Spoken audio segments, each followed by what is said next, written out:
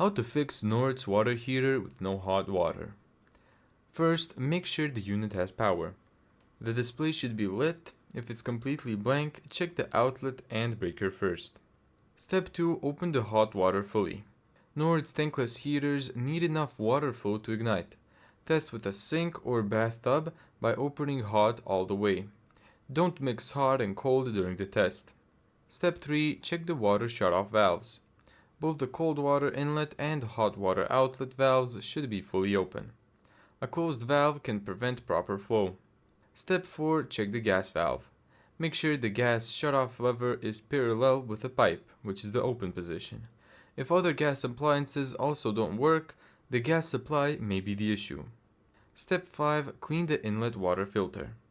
A clogged filter reduces flow and can stop the heater from firing. First turn off the water, then remove the filter, rinse the mesh, and then reinstall it. Step 6. Read the error code. If it's 11, it's ignition failure.